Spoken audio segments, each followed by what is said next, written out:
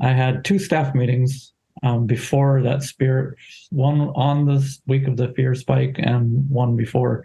And I was talking to my boss and we just weren't getting along, which is unusual. And then the next week also weren't getting along. And it was like worse. And I was like, what's getting into everybody?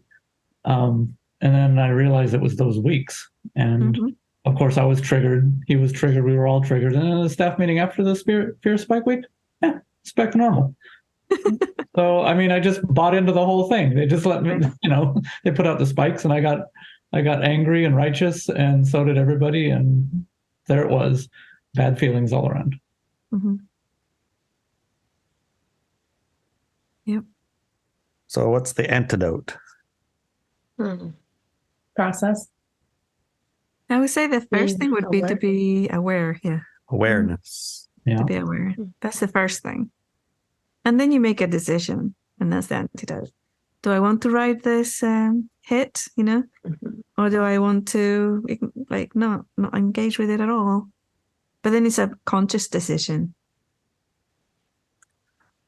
Right. When you make it a conscious decision, yeah, right. Sorry, Fred, but when you make it a conscious decision, you take responsibility for, I'm going to be an asshole because he's an asshole, so I'm justified and I'm going to do it. Have a bit of fun.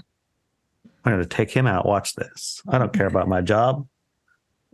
Yeah, that conscious decision comes up all the time, and it's a bad one. And so sometimes you can't have awareness. That's the first step. The first step is to make it conscious. Even if you don't have awareness, that you should not readily engage. I mean, what was you saying, Inelia? Take a few deep breaths. You say something. Yeah, when you're already in a kind of addicted cycle that you're going to red zone easily, very quickly, then you're red zoning, and then as soon as you realize you're red zoning, it could be 10 minutes later, you take 10 deep breaths and then make a decision. Do I continue or do I do something about this and get out of the red zone? And then eventually it becomes 5 minutes after it started, then 2 minutes after it started. And eventually you get to the point of when it starts.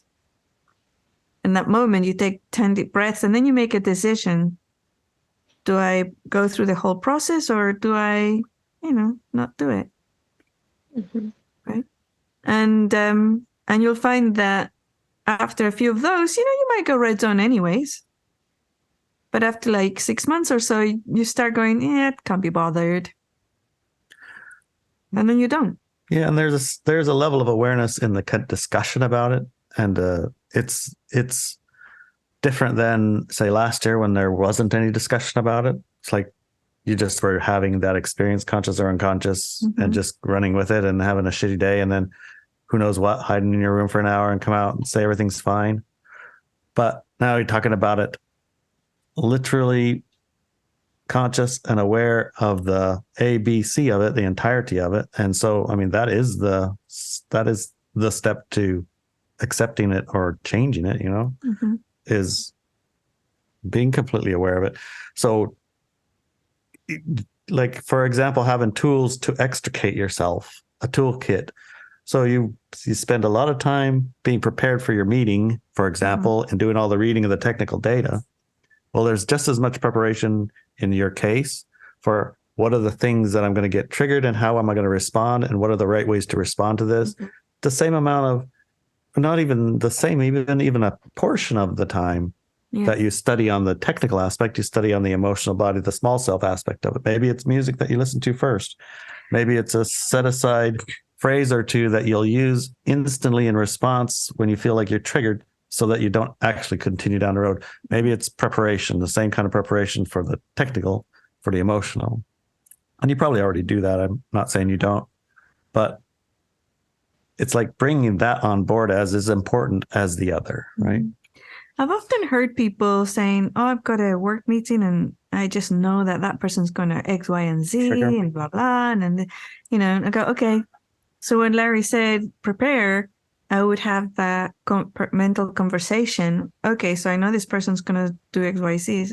Okay, so what if they weren't? What if they weren't here to trigger me? What if they just speak differently? So maybe I'm not understanding. So I'll make it really clear first what's happening. And then you're in the meeting and the person says exactly what you thought they were going to say. And instead of getting triggered because you knew it was coming, instead of going into, I knew it. You could laugh. Yeah, you have a giggle. Here it came. And you say the words that you prepared.